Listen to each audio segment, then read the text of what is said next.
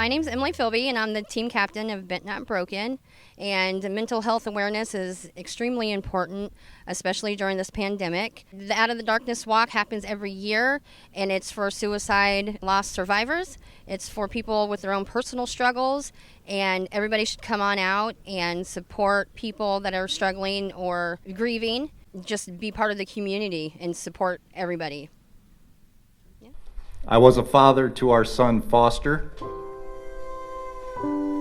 who I lost on July 21st, 2017 at 11:58 a.m. at 19 years old to suicide. I know what it's like to try to get out of bed and it feels like there's an anchor that is tied around your neck. I know what it's like to try to sleep and your mind won't stop spinning. You are fighting. And we fight with smiles. We fight with laughter. We fight with tears. But we raise awareness and we continue to fight.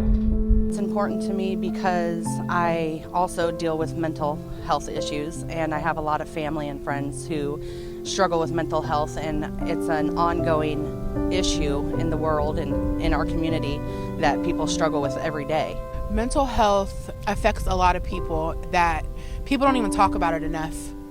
So I feel like it needs to be talked about. People need to know that other people that they love are struggling. When I see in the paper, as I do all too often, that dark despair has rolled over some lonely soul, so much so that for him life seems unendurable, my reaction is not one of condemnation. It is rather, there but for the grace of God. And surely the loved one who is gone did his best for as long as he could. Remember now that his battles and torments are over. For all the things beautiful, lovely, and honorable, we shall remember the many days that he was victorious over overwhelming odds. We shall remember not the years we thought he had left, but the intensity with which he lived the years he had. Only God knows what this child of his suffered in the silent skirmishes that took place in his soul. But our consolation is that God does know and understands. It's such a conversation that is giggled at or frowned upon, but it's something that everybody struggles with at some point in time in their lives, and it should be an open conversation. So many people don't even know.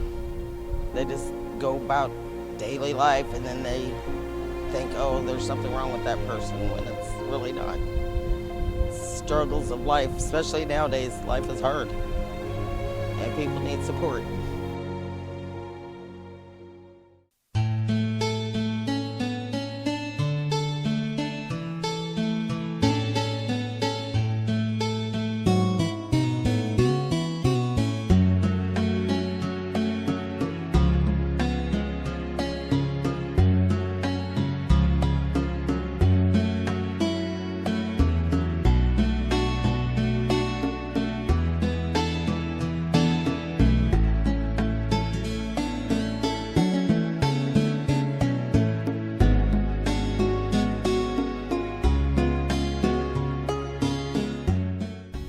I walk in honor of several different people. I've lost a partner. I've lost several friends as well. I walk in honor, not only for my personal struggle, but for my friend Josh Keith and Robbie Whitlatch, who committed suicide. I walk for the loved ones that I've lost, the friends I've lost, and for my personal struggles. I walk for my own personal struggle. I walk for D-Trex. I walk for Josh Keith. I walk for Josh Rogers. I walk for Jimmy Haynes, Billy Van Winkle, Zach Peters-Imes, Dean Morgan. These are friends of mine that were all lost to suicide. It could have been prevented if they would have spoke out and asked for help. I wish they would have. They'd still be here. I walk for my brother, committed suicide. And also, my daughter tried to commit suicide too. I walk for my brother, my daughter, and everybody who struggles with suicide.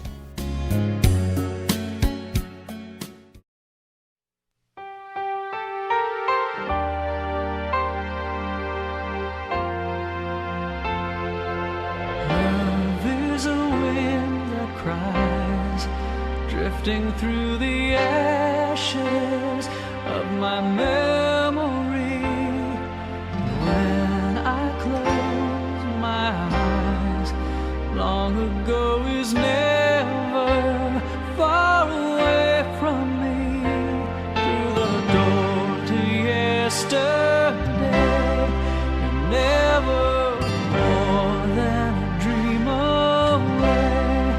Inside my heart, you still remain, just like a rose after the rain. If I could touch you one more time, I'd take you where tomorrow couldn't find us, where we could leave goodbyes behind us and hold you till the day I die. If I could touch you one more, just one more time. Love is a silent song, lost along the way to remember when. Even though you're gone, it sings deep in my soul and brings you back again. If angels can hear my prayer, half past forever, I'll be there. Life after life will light the flame, with other faces, other names. If I could touch you one more time, I'd take you where tomorrow couldn't find us, where we could leave goodbyes behind us and hold you till I die. One more, just one more time. If I could touch you one more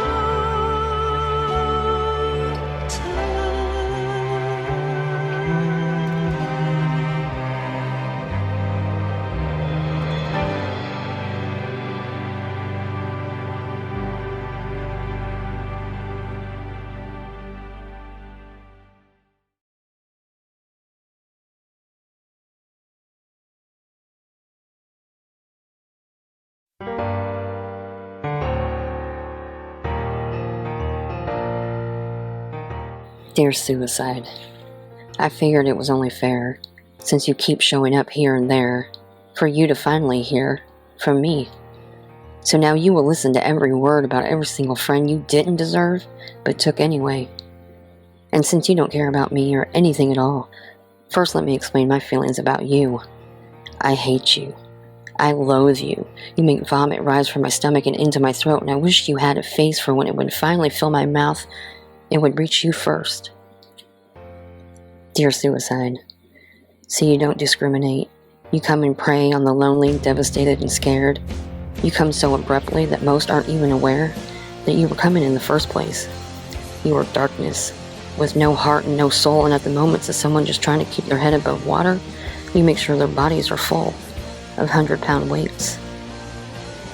Dear Suicide, are you upset yet? For I'm the one you tried to take so many years ago, and although at times I can still hear you whisper in my ear, I'm familiar with your stench of death, and you're not welcome here. Dear Suicide, where do you get the nerve to steal away our loved ones, the ones we deserve, the ones we long to hold and kiss and show love to? You didn't deserve any of them. All of them are better than you. The bright life of D-Trex, Todd, Josh K. and Josh R., Dean, Jimmy, Billy, and Zach will live on forever. Your darkness will fade. Dear Suicide, I take their light back. So you might want to listen and listen real close, because I'm sick of your shit, as I'm sure are most. So the memory of every husband, wife, child, mother, father, and friend, we take back their light.